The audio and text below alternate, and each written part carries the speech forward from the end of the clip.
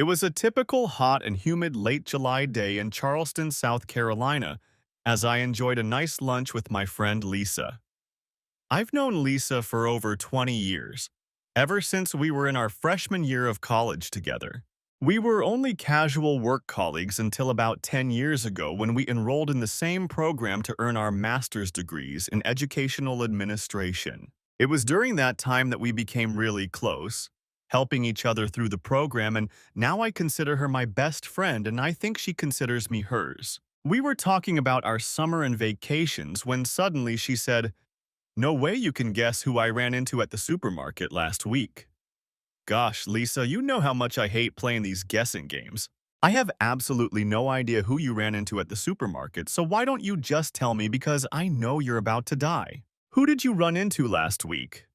Well, I was rounding the corner of the aisle, distracted by my grocery list, when my cart collided with another cart. I looked up and started to apologize when I realized that standing in front of me was none other than, "Be prepared, your ex, Kevin." I had to ask again to make sure, but it was definitely him. And I gotta say, girl, he looked pretty good. Didn't look like he'd aged much in the last, what is it, 15 years? When you got married, I'd only met him a few times at work, Christmas parties and end-of-year parties, and you were long since divorced when we were in grad school. But I knew it was him as soon as I saw those brown eyes and his killer smile. You probably didn't know it then, but we all hated you. At least us single girls did. We were always so jealous of you when you went to a party with him. Damn, Allison. I can't believe you let him get away with it.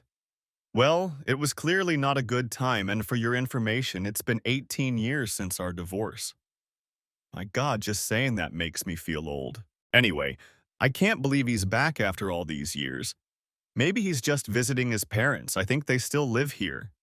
No, I think he came back to town a few weeks ago. He said something about being the new managing partner at his law firm's office here in Charleston. Right now, he's busy remodeling his parents' house on James Island. He said it's gotten too big for them, so they're moving into one of those retirement homes in Mount Pleasant, and Kevin's moving into their house by the river. That's interesting. I haven't heard a word from him since he left town for Chicago after our divorce. Even all of our friends gradually lost touch with him. But the last time I heard from him was about 12 or 13 years ago when someone showed me a picture of him and his new wife. I think she was a doctor of some sort. I don't remember much about her except that I remember how beautiful she was and how very angry I was at how happy they looked. Eventually, I turned the conversation to something more pleasant and tried to put Kevin out of my mind. We finished lunch, and I went back to school to go over the final student and teacher assignments for the upcoming school year before classes start again next month. As principal of Riverview Elementary School, this was one of my least favorite tasks. But unfortunately, it's part of the job, so I can just suck it up and get it over with. This was my first year at Riverview, so it took me a little longer than usual due to the fact that I wasn't as familiar with the teachers and students as I was at my previous school. At least it took my mind off of thinking about Kevin. I finished work around 5 o'clock and headed home, grabbing some chicken choy mein from my favorite Chinese restaurant on the way. I was still living in the little house Kevin and I had bought when we first got married. He was so eager to get out of town during the divorce, the last thing he wanted was to be tied to a house where we had very few possessions. So he gladly gave me the house in exchange for me not contesting the divorce. Once inside, I tossed my keys on the counter, grabbed a bottle of wine from the refrigerator, and found the largest glass in the house. I already knew this was going to be a bottle of wine night, not a glass of wine night. Pouring myself a glass, I settled in front of the TV after dinner and tried to distract myself with some mindless program on the Travel Channel. But my thoughts kept returning to Kevin and that period in our lives when everything had gone from perfect to absolutely ruined in a matter of months. I couldn't help but feel responsible for everything that happened then. I was young and immature in many ways, and so were we both. But that doesn't excuse my actions. We both made some very wrong choices, and unfortunately, it was too much for us to bear. Now, after all these years, he was back in town, and it was only a matter of time before I ran into him somewhere. I imagined how awkward it would be when I ran into his new wife. I felt awkward when I looked at their picture from years ago, saw how beautiful she was, and heard she was a doctor. I have a doctorate too, but it somehow doesn't sound like an MD to me. What would I say if I ran into them? As the TV continued to run, my thoughts went back to when we first met. I had met Kevin Middleton during freshman orientation when we both entered college. He was an outgoing, tall, good-looking baseball player, and I was a pretty good-looking girl who was very shy and, if I may say so, a bit of the tomboy. But somehow, we connected that weekend and became very close friends. It stayed that way until high school, when we realized we were starting to have feelings for each other. But even then, it took a few months before we went on a real date, and then 4 more dates before we became close. We were such good friends that I think we were both a little hesitant to end the relationship until we were convinced that what we had was more than just friendship. When we started dating, Kevin was the perfect gentleman and took things very slowly, never pushing me faster than I was ready. At first, I was even a little resentful that he wasn't trying anything with me. After all, I'd been his friend since we moved to campus, and I'd seen him take home girls from bars more than once, having only known them for a few hours. Kevin was the typical large man on campus. He was athletic, handsome, and very intelligent. Therefore, finding girls willing to have sex with him was not difficult at all. I, on the other hand, was very shy and inexperienced. It was quite noisy on the dance floor when Kevin approached me. He leaned down to my ear and asked, "How about you take this to my apartment?" I didn't say a word, just took his hand and pulled him towards the door. When we got to his apartment, he quickly unlocked the door and led me inside, then closed the door and locked it behind us. That was the end of it. For the next week, life went on as I continued to prepare for the start of the new school year. I had pretty much put Kevin out of my mind and convinced myself that the chances of meeting him were slim to none, when suddenly it happened. I walked out of my office to get something from the printer, and as I crossed the threshold, I saw him sitting in front of the attendant secretary's desk. He was much older than the last time I'd seen him, but there was no doubt that it was indeed Kevin. But why the hell was he at my school? I'd never heard that he and his wife had kids, but apparently they did. Why else would he be in elementary school? My first thought was to run to my office, shut the door, and sit there until he left. But if he has kids here, he'll eventually find out I'm the principal of the school, so I might as well deal with it right now. Damn, I suddenly wished I had taken the time to put on a nicer dress and makeup in the morning, but now it was too late. I managed to walk across the office to the door to the attendant's office without him noticing me. "Hey, Kevin, good to see you again." He looked around to see who was there, and I continued, "I can't believe it's really you. Who would believe that after all these years of not hearing from you, I would walk out of my office and see you sitting there in the flesh? Tell me how you're doing." "Oh my God, Allison, is that really you? I had no idea you worked here. Hell, I didn't even know if you still lived in the city." He lifted from his chair for a moment, as if unsure of what to do, but then he did open his arms and leaned over to hug me. "It's been a while, hasn't it? You still look beautiful, by the way." "Thank you. That's very nice of you. Tell me, what do you do?" "Well, of course, I still live here. In fact, not only am I still here in Charleston, but I still live in our old house. After my divorce, I went back to school, finished my master's and doctorate in education, and have been working in principal for the last 5 years. But I've only been working here about a month. This will be my first year as principal of Riverview School. So now you know my story, but what in God's name are you doing here? Don't tell me you have kids." "Well, as a matter of fact, I do. I actually have 3 of them, and I'm doing what most parents do when they move to another town, enrolling them in school. Right now they're with my mom, but I'm sure you'll get to know them when classes start. I have a daughter who will be in 5th grade and 2 sons, one in 3rd grade and one in kindergarten." At this point, I was mentally searching for a way to escape. My inability to have children was the beginning of our problems, and I felt myself starting to lose my temper. So I quickly tried to think of a way to wrap up and escape to my office before I did something embarrassing. Wow, I'm so happy for you. I'm looking forward to meeting them. I'm sure if they're anything like you, they'll be great students. Well, I've kept you late as it is, and I'm sure you need to get back to work, so I'll go ahead and let you finish up here. But I hope to see you and your wife at our open house in a few weeks. I'm looking forward to seeing her and the kids. I wouldn't miss it. I know the kids are excited about the new school and they can't wait to meet the new teachers. But by the way, the kids and I are on our own. My wife died last year. Oh my God, Kevin, I had no idea. I'm so sorry to hear that. I guess that's what I got for my assumptions. I felt my face redden with embarrassment. I'm sure it hasn't been easy for you and the kids since her death. I just can't imagine what it's like to go through something like that and how hard it is for you. If there is anything I can do to help your children adjust to a new town and a new school, please let me know. Thank you, Allison. That's very kind of you. In fact, it's the main reason I moved here. We all needed a change of scenery, and I thought it would be good for the kids to be around family more. Plus, Mom and Dad are thrilled to be able to spoil them every day. Well, I've taken up enough of your time, so I'll let you get back to work, but it was really good to see you again. It's good to see you too. I guess I'll see you again.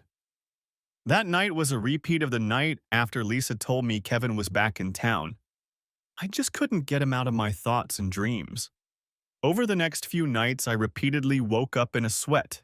All the dreams started the same way, with happy memories of Kevin and I being together, and ended with the horrors of the day he caught me with Patrick Westbrook. I'd managed to put those bad memories behind me a long time ago, until Kevin came out of nowhere and turned my world upside down. I thought I had forgiven myself and moved on with my life, but things turned out to be a lot easier when Kevin completely disappeared from view. My affair only lasted a couple months, but it completely ruined my life and the future I had planned. The following week, Lisa and I met again for lunch, as we always did on Mondays during the summer. We both worked as educators, so summer was the only time we could meet for lunch. After school resumed, we got together about once a month for an evening out, but unlike me, Lisa had a husband and family to take care of, so those evenings usually consisted of an early dinner and a trip to the movies because she usually had to get home pretty early. We talked about school and her kids until I finally realized she couldn't resist anymore. So are you going to tell me about seeing Kevin again after all these years? I can't believe that he has kids, and that out of all the schools in the neighborhood this year, they will be attending your school. Yeah, it's a small world, isn't it? I honestly don't know how to feel about all of this. It was really great to see him again. And you were right. He looks as good as ever. I just don't know what it's like to see him regularly at school.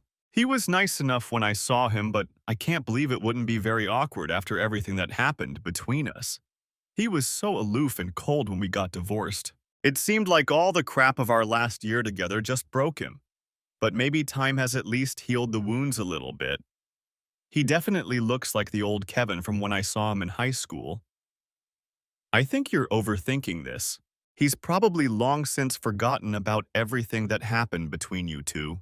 I bet if you both were honest with yourselves and really remembered everything that happened when you were married, you'd find that the good memories far outweigh the bad. By the way, I hope you don't mind me asking, but my curiosity is killing me. What exactly happened between you and Kevin? I didn't know you very well at the time, but I heard rumors that you were cheating on him with that math teacher who left shortly after you and Kevin broke up. Then when I got to know you better, I just couldn't believe you could do something like that, and I didn't want to pry, so I just dismissed those rumors. No, I didn't mind. You heard it all right. I was pregnant the year before and I miscarried twice. Then I went through all kinds of tests, and it turned out I could never have children. So Kevin and I decided it would be best for me to have my tubes tied. After that, it was like a wedge was driven between us. We both wanted kids so badly, I think I started to drift away from Kevin, and he got caught up in his work. In my mind, the wedge in our marriage was his fault, and I was very angry that he left me when I needed him most. He worked 6 and sometimes 7 days a week. I tried to move on with my life, but there was always a hole I couldn't fill. Patrick showed up and found a responsive ear. We had lunch every day in his classroom, and he listened to me complain about all my problems. And I listened to him complain about his wife, who he said made him feel inferior because she looked down on him, since he was only a teacher. Did it ever occur to you that you were being played with and that all he wanted to do was get in your pants? I realize now that he was just using me, but at the time I was so hungry for attention that I was willing to do anything to get it. He took advantage of my state of mind and pretended to be interested in all my problems. He made himself look like an abandoned spouse, just like me, to make me feel connected to him, and then made me feel an intimacy with him that I didn't feel with Kevin at the time. I should have seen it coming, but I was too immersed in self-pity to realize what he was doing. He convinced me to start going to the local park after school every Wednesday so we could just walk and talk alone, and I gave in to the ruse. Wow, Allison! I never knew those rumors were true. I just always thought it was just a coincidence that he left school just before your divorce. You know how we teachers like to use our imaginations. Since you've piqued my curiosity, can you tell me exactly how Kevin managed to catch you? Lisa asked. Kevin and I had barely spoken to each other by that point, so I had no idea that he and his friend Logan regularly stopped after work to run in this very park. The universe just lined up perfectly so that we ended up there at the same time that day. Kevin recognized my car, as well as a car he didn't know, parked in one of the far parking lots as he ran past on one of the trails and came over to check it out. As with the previous times we'd met in the park, Patrick and I sat in the back seat. Like I said, I was so pleased that a man wanted me again that I didn't even think to make him stop and let him continue. Before I knew it, we were already there. And suddenly, the back door of the car opened and I felt Patrick being pulled out of the car.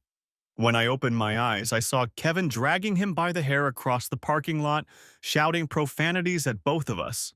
Kevin slammed the door shut, climbed into the front seat, started the car and drove off, leaving Patrick lying on the ground, naked to the waist. He drove to the parking lot where his car was parked at the other end of the park, collected Patrick's clothes, wallet, and keys, threw them in the car and drove off.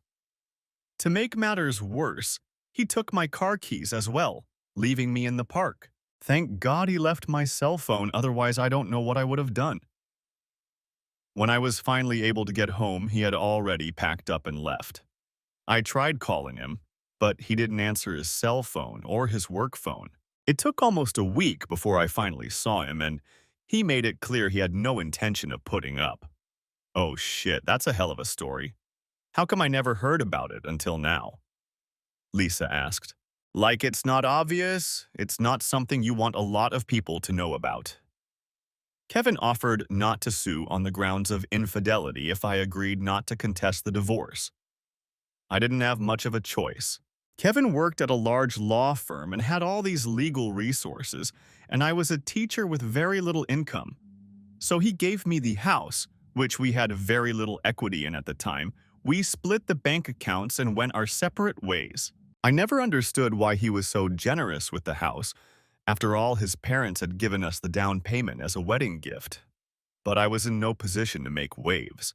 He barely spoke to me the whole time and left town as soon as the divorce was finalized.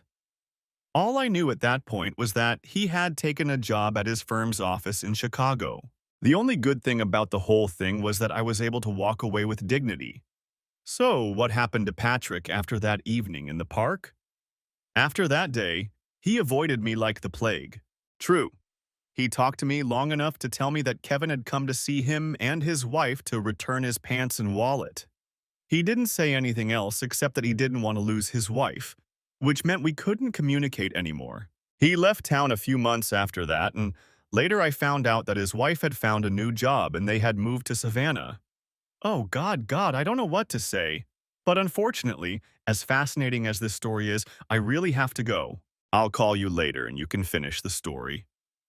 If I don't hurry, I'll be late picking up the kids from camp, but I'm counting on you to keep me posted on this whole situation. The next school year promises to be very interesting. I'm not sure interesting is the word I'd use. Nightmarish is probably a more appropriate word. That night, sitting on the back porch with a sturdy margarita, I replayed the whole episode with Sneaky Patrick in my head. How could I have been so stupid? I knew all along it was wrong. A married woman shouldn't trust anyone but her husband, and she certainly shouldn't have fun with anyone but him. And suddenly, the truth was right in front of me. It was my fault. I blamed Patrick for years of seducing me, taking advantage of me, and convincing me to do things I didn't want to do. But it was a lie. I was the one who opened up to him, telling him about all the problems in my marriage. I was the one who didn't stop him when he kissed me that first time. I was the one who kept meeting him in that park, knowing how it would end. And more importantly, I didn't just let it go further, I wanted it to. I wanted to feel needed and wanted. I wanted it all. And it wasn't until I lost it all that I saw what it was. A cheap substitute for the real thing. Oh my God, how could I have been so stupid? Finally, after a hellish pity party and 3 margaritas, I got tired of remembering my miserable past and dragged my drunken ass to bed. But even then, sleep didn't come.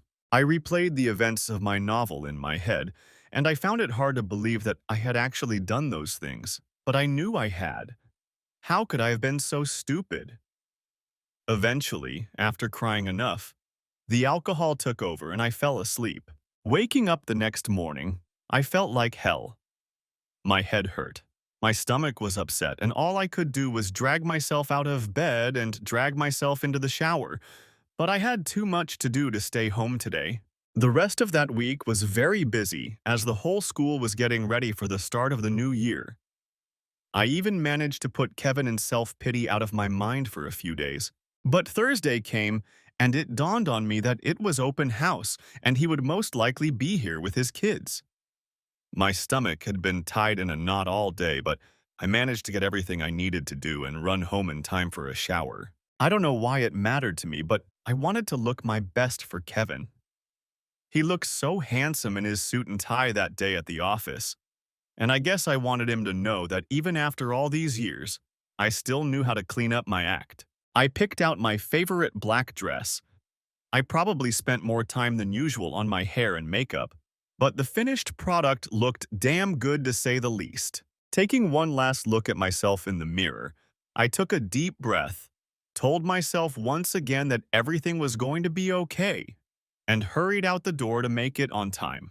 That evening, the school was filled with students and parents going from room to room, getting to know their new teachers and filling out all the necessary forms for the new year. For me, the evening was spent socializing and introducing myself as the new principal.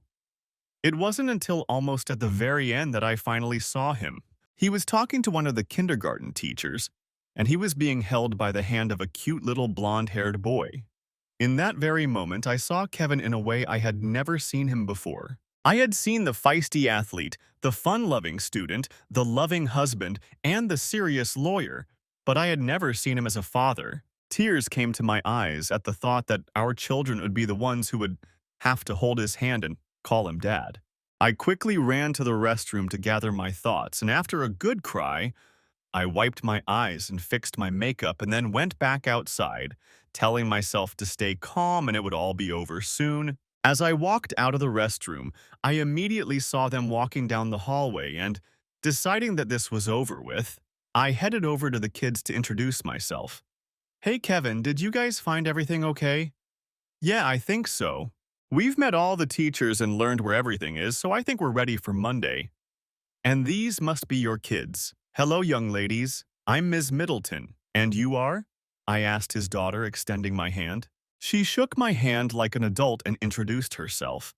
I'm Hannah, and these are my brothers, Will and Michael. Nice to meet you, I said, squatting down to shake their little hands. I'm so glad you'll be here this year. I'm sure we'll have the best time and I know you'll love Riverview. Just then, I heard a thin voice say, "Hey, Daddy." Her name is the same as ours. Caught off guard, I didn't know what to say, but Kevin didn't hesitate to respond. That's right, son. She has the same name. I guess you have no excuse for not remembering her name, do you? About this time, Will, his middle son, spoke up. So, Ms. Middleton, are you related to us? I was more nimble this time and answered him. No, dear, I'm not related to you. But your father and I have been good friends for a long time. In fact, we went to college together. Someday I'll tell you some stories about how young he was. Now, if your father doesn't mind, there are muffins and juice in the cafeteria if you're interested. Instantly, a trio of voices broke out. May I, Dad? May I, Dad? Kevin quickly gave in and they left, bursting through the cafeteria doors. Well, I guess I should get going and you guys go find your kids, I said. Turning to leave, I paused for a second and turned to him again. I know this isn't a surprise to you, but you have 3 beautiful children. I'm very happy for you, Kevin. I only wish I had the opportunity to meet their mother. Thank you, Allison. That's very nice of you, he said as he headed for the cafeteria door. I stared after him and was about to turn around to leave when he turned to me again and said, Wait a second, Allison. Can I ask you something? Sure. What do you want to ask me? I replied, turning to face him again. He looked around nervously for a few seconds before he finally spoke. Okay, let's get started. First off, it was really nice to see you again. I'll admit it's a little awkward, but it's still nice. I've been thinking a lot about us this past week and how things ended. And damn it, Allison, I can't get you out of my mind since I saw you here a few weeks ago. If you're uncomfortable, just tell me, and I'll stop. But seeing you brought back old feelings, and I can't escape the feeling that we still have a lot of unfinished emotional business that we need to put behind us. Hell, we've never even seriously talked about any of it, and I take the blame for that. So I'll just lay my cards on the table. Seeing you again made me feel something I haven't felt in a very long time. I know it might seem crazy, but I really want to ask you if you'd like to go on a real date sometime. But before I can do that, I need to tell you something about our divorce. Something I don't think you know. Something I should have told you years ago. Something you have a right to know. Then, after that, if you don't mind, I want to ask you out. But I want you to be able to answer with full knowledge of everything that happened back then. If you're not interested at all, just tell me and I'll drop the whole thing, but I still want to tell you the whole truth. So I guess the question I want to ask you today is, can we meet soon so I can tell you some things I think you deserve to know? Wow, I don't know what to say. Honestly, that's the last thing I thought you'd ever say to me. Ever since that day at the office, I've been thinking about you, about us, all the time. Honestly, I've even dreamt about us. I've replayed all those years 1,000 times in my head. And I have to admit, I'm definitely intrigued to go on a date with you one day. But I'm a little intimidated by the secret you have to tell me. So I want to say that yes, I would like to meet you so we can talk about this great secret of yours. And after that, we can decide on a date. Okay, that sounds like a plan. I don't know what else to say since I wasn't sure how you'd react. So, would you mind spending this weekend so we can sit and talk? I think I can arrange that, Mr. Middleton. How about Saturday? That sounds great, Allison. The kids are going camping with my brother's family this weekend, so maybe I can pick you up around 9 o'clock and we can talk over breakfast? 9 o'clock would suit me just fine. I'll look forward to it since you've piqued my curiosity. I'd give you the address, but hopefully you can still find your way to our old house. See you later. Friday, I was doing the last little things in preparation for the start of classes on Monday. But Friday night was a different story. The evening stretched on endlessly as I went over in my head all the possible options of what Kevin wanted to say to me. It could have been any one of a number of possibilities. I'd seen him in town with that redhead from his office shortly after we'd broken up. Maybe he wanted to tell me that he started seeing her before our divorce was even finalized. Or maybe he wanted to tell me about his meeting with Patrick and his wife. I never found out all the details of what happened when Kevin got his stuff back. For all I know, maybe he just wanted to tell me that he had already decided to divorce me before he found out about my affair. Finally, after drinking too much wine again, I fell asleep on the couch. And the next moment I glanced at my phone and realized with horror that it was 8:30. Damn it. He'll be here in 30 minutes, and I'm still in the same clothes I wore to work yesterday. I took a quick shower and got dressed, barely finishing my makeup when I heard the doorbell ring. Throwing one last glance in the mirror to make sure everything was in place, I opened the door. "Good morning, sunshine," he said when I opened the door. I haven't decided if this is a good thing or not yet. As you can tell, I'm still not much of a morning person.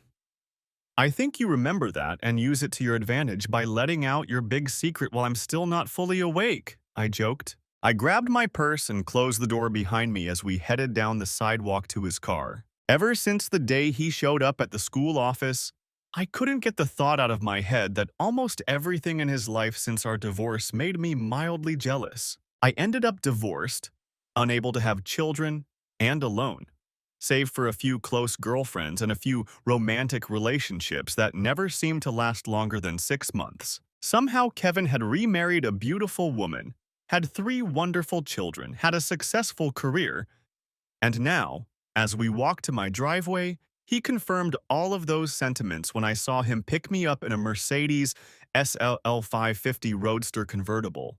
I was already mad at him, and he hadn't even told me his big secret yet. I managed to marry Kevin's poor young lawyer, and his second wife got Kevin's rich and successful lawyer. He must have read my mind because when we got into the car, he paused for a second, handed me the keys and said, "Why don't you drive?" I think I gave new meaning to the phrase, "drive like you stole it." Kevin didn't say a word. He just leaned back in his chair while I frayed my nerves testing his powerful little toy. Once seated in the restaurant, we ordered, and I told him about the last 18 years of Allison Middleton's life. Not that it took long. And he told me about his wife and children. The conversation was light and friendly, but I could sense that he was nervous.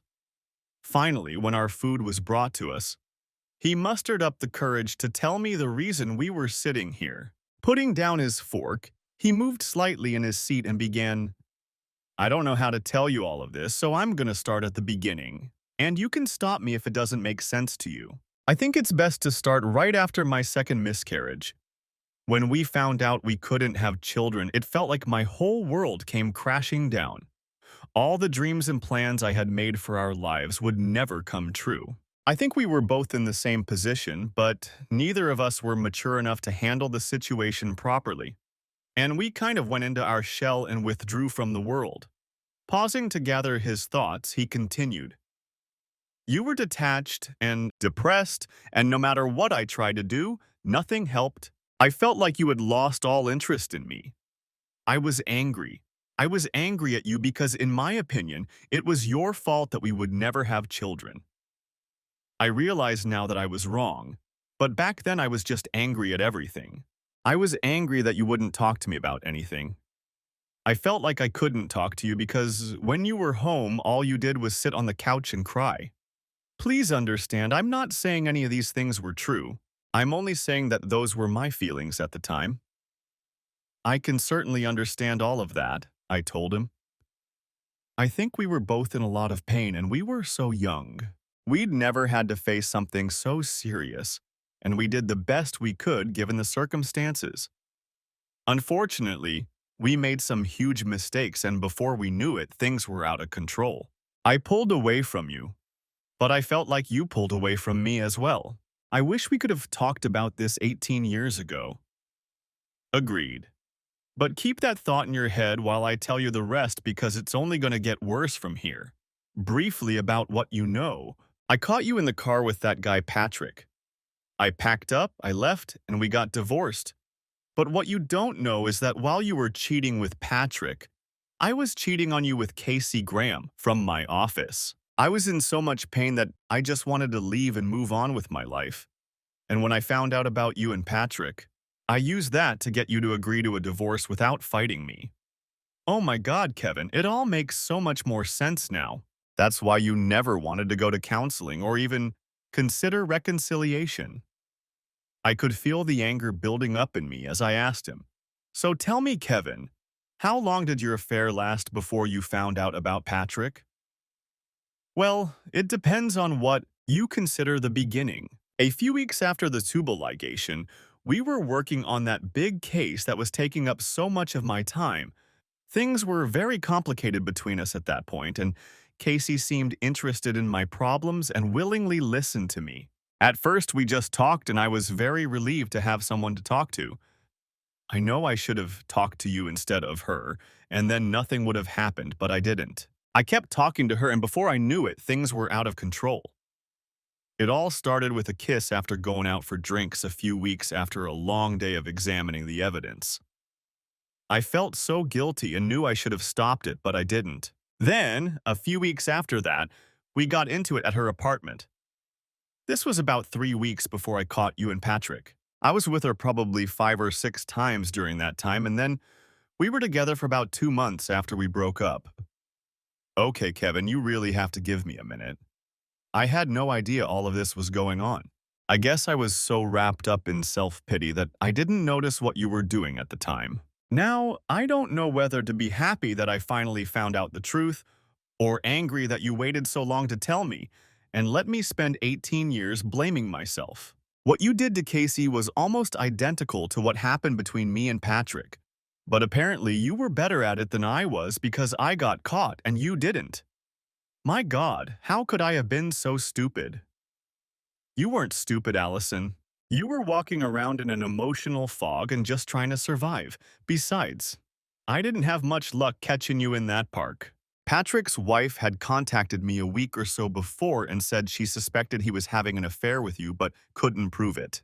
So I brought in one of the investigators we use at work, and he did me the favor of following you several times after work and telling me that you went to the park with Patrick after work every Wednesday. The day I caught you, I was there before you arrived and was watching everything from behind a tree. When I realized you were actually going to do it with him, I rushed to my car and broke things off. At this point, my head was spinning, trying to match what I remembered of that time with what I was being told now. So tell me, Kevin, in all these years, has it ever occurred to you that I deserve to know the truth about my life? Because it seems to me that the only reason I'm finding out the truth now is because you want something from me, and you're afraid it will all blow up if I find out later from someone else. To be completely honest, I've had those thoughts over the years, but I always thought it was best for everyone not to reopen those wounds. Hell, in those first few years I was so knocked out that I couldn't think about anyone but myself. All I did during that time was work and go from one woman to another, trying to feel whole again. It wasn't until I met Suzanne that everything fell into place in my head. She didn't even consider marrying me until we went through some pretty extensive premarital counseling. It was that counseling that helped me deal with what happened between us, taught me how to be responsible in a relationship and how to deal with things the right way. In fact, it was Suzanne who encouraged me to contact you and tell you about all of this. She tried to convince me that you deserved to know, but I was ashamed of what I'd done, and I made excuses for not telling you, convincing myself that it wasn't fair to rip the rug out from under your life just to ease my conscience. He paused again, apparently to see if I had anything to say, but was still trying to make sense of everything, so he continued. So, if I haven't made myself perfectly clear, I need you to hear that I am very sorry for my cheating and for participating in the destruction of our marriage. I also regret not coming clean to you years ago. It wasn't fair to you, and I know it's not much, but all I can say at this point is that I'm sorry. I guess I just need time to think things through. I can't think straight, and I'm afraid I'll say or do something I'll regret later if I don't get everything sorted out before we talk again. If you don't mind, I think I really need to go home. I understand. Look, I realize that after all this, you may never want to talk to me again. And if that's what you want, I'll respect your decision. But I want you to know that I never stopped loving you, even when I was married to Suzanne. I don't know how to describe it, but I truly loved you both equally. I realized that you were special, even as early as freshman year, and I was damn lucky to have you as a friend. When we started dating, I already knew you were the person I wanted to spend the rest of my life with, but I wasn't sure if you felt the same way. I wish I could go back in time and do things differently, but I can't. All I can do is try to learn from my mistakes and not repeat them. I just hope you find it in your heart to give me another chance. And if you do, I'll live the rest of my life trying to prove it to you. I think if you spend some time with me, you'll see that I'm a completely different person than I was then, and I bet you've put a lot of things on your plate too. I had nothing more to say, so he paid the bill and drove me home. We drove in silence until he pulled up in my driveway. We got out of the car and he walked me to the door. So what are we gonna do next? Right now, I'm not sure. I guess I need to think things through. In the meantime, I guess I'll see you around. I closed the door and watched him walk away, not knowing what our future would be. For the next couple weeks, he and I didn't see each other or talk. Days were taken up with studying, and I spent my evenings trying to make sense of our conversation on Saturday morning. I was overwhelmed with emotions ranging from anger to relief, confusion, and anger again. Finally, after being given time to think through everything I now knew about our past, I came to a decision. It took me a few days to work up the courage, but finally I called his office. Hello, this is Kevin Middleton. How can I help you? Hello, Kevin. It's me. I've been thinking about everything you've said, and I think I've come to a decision regarding what you've asked me to do. After an awkward pause, he said, So are you going to keep me in suspense or are you going to tell me what you think? I was depressed the whole time after that Saturday and was hoping you'd call me back at some point. Okay, first you have to realize that I'm still very angry that you didn't tell me the truth sooner. But I can understand why you didn't. Second, I don't know if we can get through this or not, but I think we owe it to you to at least try. If we didn't, I know I would always wonder what if. So if you're still interested, I'd like to accept your invitation to go out with you. Oh my God. You had me worried for a moment. I can promise you that I am definitely still interested. So, Ms. Middleton, are you available for dinner this Saturday? Yes, Mr. Middleton, I'm sure I'm free on Saturday. Very well, I will pick you up at 6 o'clock. Wear something casual. As we were about to hang up, I said, Wait, Kevin, I have one more thing to say. I need to tell you that I too am truly sorry for my cheating. I've tried to make excuses to blame it on Patrick or you, but I've recently come to the realization that it was entirely my fault. So I'm sorry for cheating on you. I'm sorry I lied to you and I'm sorry I hurt you. Maybe we can both work on that forgiveness together. I'm sorry I'm running away, but I have to go. I'll see you on Saturday. Bye. I spent the next few days trying to focus on work, but it was no use. I was completely distracted, replaying every possible scenario and conversation in my head. From our date going well and us ending up in the same bed, to us having a huge fight and never speaking to each other again. Well, at least those two extremes are familiar to me, so I think I can handle everything in between.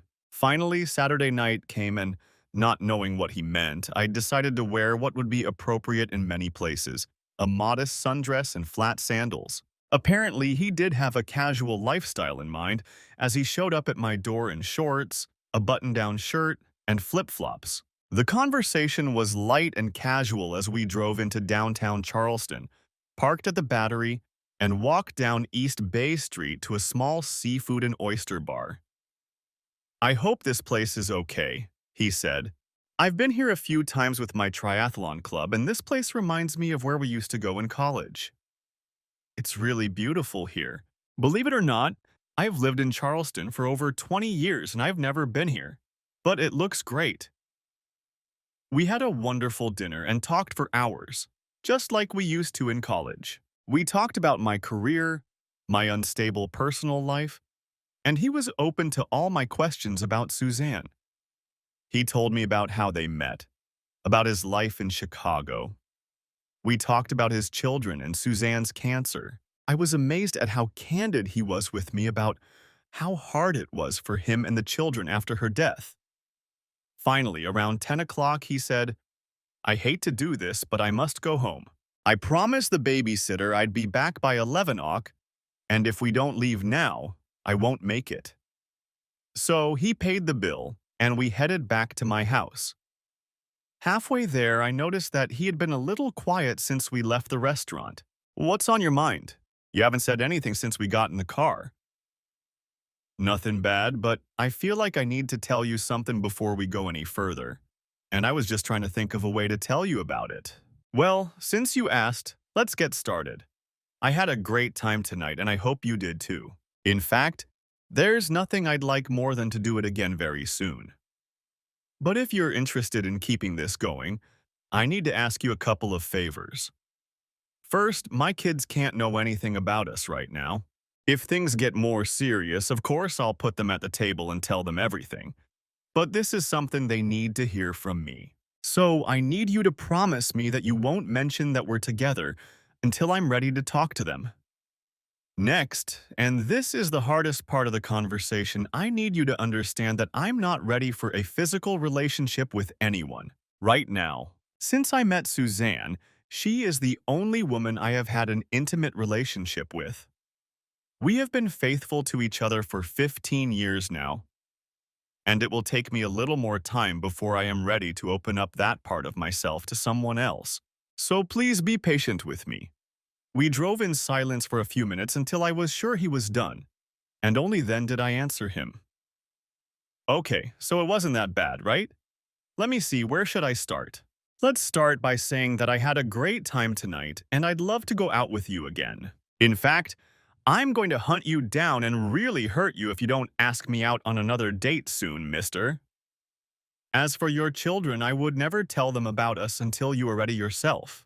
You're absolutely right to want to protect them after all they've been through because of their mother's death. So on that, we are in complete agreement. Now, about the no physical relationship thing, you do remember that we had the same agreement when we first started dating. And that was 25 years ago, don't you? It worked then, and I'm sure it will work now. In fact, I think it says a lot about your relationship with Suzanne that you still respect your marriage so much even a year after her death. And that's even heartening. So why don't we just play this part by ear? And I think we'll both understand when the time comes. All he said in response was thank you, and then took my hand and held it in his until we pulled into my driveway. After walking me to the door, he kissed me on the cheek, said goodnight, and promised to call me soon to set up another date, which he did the following Tuesday. We continued to see each other a couple times a week for the next few months. Things were going well from my perspective, but I could tell he was still very cautious. One Friday night, when we got back to my house, instead of coming out and walking me to the door, he took my hand and said, "Wait a minute, I want to talk to you about something." My heart almost stopped in phi when he said that. The first thought that came to my mind was that he was going to tell me that things didn't work out, and we wouldn't be able to see each other again. After what seemed like an eternity had passed, he finally spoke again. "I was wondering if you could come over tomorrow afternoon? I was thinking of grilling hot dogs and hamburgers with the kids and then maybe talk to them about you and me." Before I could answer, I felt tears streaming down my face. There's nothing in this world that would make me happier. But are you sure you're ready? Because in case you haven't noticed yet, I love you, Kevin Middleton, and I'll wait for you for as long as it takes for you to be 100% sure. Well, I think you've been patient enough, and I think it's time for the kids, my family, and the world to know how much I love you. Before he could say another word, I leaned over the console of his car, took his head in my hands and kissed him hard, pressing his lips to mine as the tears continued to flow. When I pulled away from him, he said, "Wow, I hope you'll be just as excited about my next question." He paused for a few seconds as if trying to find the right words before he finally spoke again. I was also wondering if you would be willing to go on a little trip with me next weekend during fall break. My parents have a small cabin in the mountains near Brevard, North Carolina, and they've agreed to watch the kids so we can have some time to ourselves if you're free. If that means what I think it means, then I can pack up and leave with you tonight. But I've waited this long, so I think I can hold out for another week. The next day, I pulled up to Kevin's house around 4 o'clock, just as we had agreed the day before. I remembered the house from back when we were married and his parents lived in it. But he had completely remodeled and modernized the entire house. I stood by the huge windows in the family room, admiring the stunning view of Clark Sound and the beautifully landscaped yard leading to the boat dock. While I waited, Kevin gathered the kids and one by one they ran down the stairs to find out why the principal had come to see them on Saturday. When everyone was gathered, Kevin sat them down on the couch and told them that he and I were longtime friends, that we really liked each other, and that he wanted me to be his girlfriend if that was okay with them. The boys were excited about the idea, but I noticed that Hannah was a little concerned. When I asked her what was bothering her, she simply asked if I was going to marry her daddy. I knew she really wanted to know, so I tried to explain to her that I wasn't trying to replace her mom, that I just wanted to be her dad's friend and get to know her and the boys better for now. That seemed to calm her down, but I realized that it would take me longer to fully win her affection. We ate on the patio, and after dinner, we went down to the dock and rode on Grandpa's boat, after which I headed home. The next week was excruciatingly long. Kevin and I talked every day, but he was working late so he could finish things early on Friday so we could leave as soon as school was over. So we didn't see each other at all until Friday. Friday morning, I went to his house and loaded my stuff in the car so he could pick me up right from school to save time. I was a little disappointed to find out that he was planning on driving his Tahoe this weekend. I was really hoping I'd get a chance to drive his little convertible on the winding mountain roads, but it would be a little difficult to cram our luggage into the car, much less his kids for the trip to school. As we loaded into the car to head to school, I noticed that Hannah hurried outside to take the front passenger seat next to Dad. Kevin threw me an apologetic look and started to say something to her, but I stopped him and told him that it was okay and that I would ride in the back seat with the boys for now. After Kevin dropped us off, I asked Hannah to wait for me in the office until I took the boys to class because I needed to talk to her about something. She didn't look very happy, but she didn't argue and sat down on the couch in my office to wait for me. When I came back, I sat down next to her and said, "Listen, Hannah, I wanted to talk to you privately about what's going on between me and your father. I can see that it's hard for you to go through all of this, and I want you to know that I understand. I know it's hard for you to see your dad with someone other than your mom, and I want you to know that I am in no way trying to replace your mom. From everything your dad has told me, your mom was a very special woman who loved him, you and your brothers, very much. No matter what happens between me and your dad, it's important for you to realize that he will never forget your mom, and neither will you. I hope that you will always remember the special moments you had with her and the special moments you all experienced as a family. I would never want to take that away from you. So can't you and I just stay friends and nothing more? Can we do that?" "Yes, ma'am, I think I can do that. It's just that I really miss her sometimes, and I'm afraid that after a while we'll all just forget about her." "Honey, I can promise you that you'll never forget about her, and neither will your daddy. In fact, as an older sister, you should do your best to tell your brothers about her, because they weren't old enough to remember her the way you do, and you can help them realize how special she was. Now, how about you give me a big hug to cement our new friendship before you head off to class?" I almost cried as she put her arms around my neck and said, "Thank you, Ms. Middleton. I'm sorry if I was rude to you." She got up to leave and turned to me and asked, "Maybe we can sit down sometime and I can show you some pictures of my mom and me. I want to tell you all about her." "I'd like that very much." With those words, she walked out the door and headed to her classroom. The rest of the day went smoothly, and I was more than ready to get into the front seat of the Tahoe when Kevin picked me up at 4 o'clock sharp, as promised.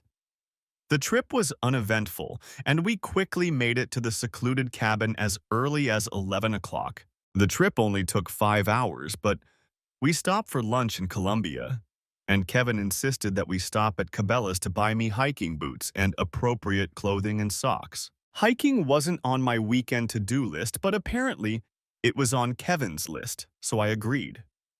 We also stopped for groceries at the local supermarket, and more importantly, coffee and wine. The cottage was just perfect. It was rustic and secluded, no internet or TV, just perfect for a weekend away with someone special.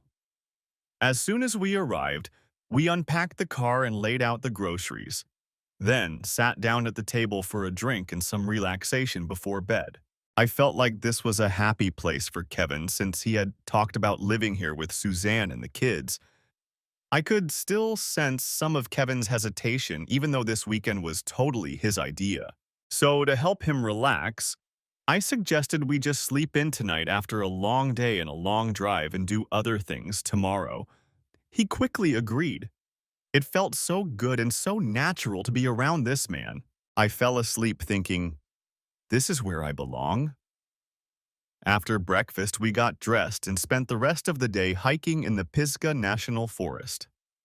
Kevin had maps of trails and waterfalls for us to explore.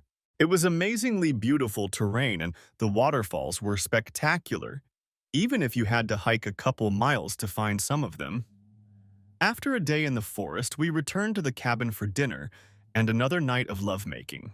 The next morning, my legs and hips were very sore from the hike, so we took a break and explored the many local antique stores and boutiques in town, and ended the day with a drive around the neighborhood to soak it all in. When I woke up on the last morning, I found the sun shining through the gaps in the curtains and me alone in bed. I looked around, but I didn't find Kevin anywhere in the cabin. When I did find him, I saw him through the window swinging on the front porch swing with tears in his eyes. I have to admit that he made me a little nervous. I decided I'd better get out and see what was going on, so I put on jeans and a sweatshirt and walked out onto the porch. "You seem a little sad this morning. Do you want to talk about it?" I asked. "I guess so, if you're sure you want to know." I assured him I wanted to, and he continued.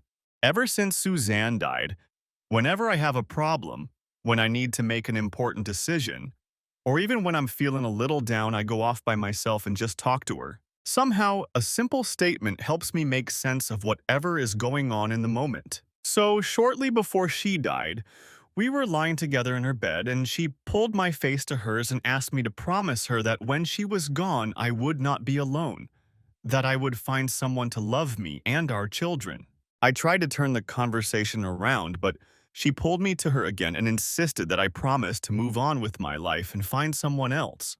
I realized from her eyes how serious she was, and I promised her I would do it. When I looked into her eyes, I could see she was flooding with tears, and she just said, "Thank you." That was the last thing she said to me. Shortly after that, she fell asleep and never woke up again. In the morning, I talked to her and let her know that I had kept my promise to her. I told her about our last few months together and how the kids love having you around, even Hannah, even though she tries not to show it. I guess I just said goodbye to her one more time because if you and I are going to be together, I need to start talking to you about everything I talked to her about. So I guess I was a little sad. But the thought of a future life with you and my kids makes me really happy. I sat there listening to him, tears streaming down my face. I can tell that you really loved her, and I know that moving on with your life is a little scary for you. But I will tell you what I told Hannah the day we left. You don't have to forget about Suzanne to be with me. She was your wife and your lover for a long time. She was their mother. I'm not going to try to replace her because no one can do that. I just want to start fresh and build a new life with you and your children. Suzanne will forever be a part of you and a part of them. She played a huge part in who you all are today. Heck, I should be the one talking to her and thanking her for the wonderful job she did raising the kids and you. The following summer, we were married for the second time with a small ceremony by the water in the backyard. It was just the two of us with the kids and our parents, but it was beautiful. Sometimes I sit alone and just think about how lucky I am. Most relationships never recover from cheating, but our relationship after two cheating relationships is better than ever. We still fight from time to time and sometimes do hurtful things, but we always manage to talk things out and come out stronger in the end. I'm just thankful that Kevin and I have been able to show each other mercy. Someone once told me that when someone shows you mercy, they are offering you kindness and compassion, while you deserve justice and punishment. I think that characterizes our second life together in the best way possible. The end. Thanks for watching. Hope you enjoyed it. Subscribe to my channel and stay tuned for the next videos.